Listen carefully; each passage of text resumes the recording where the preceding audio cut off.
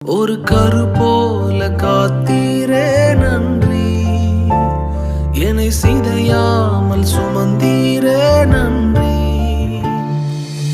எபினேசரே எபினேசரே, இந்நாள் வரை சுமந்த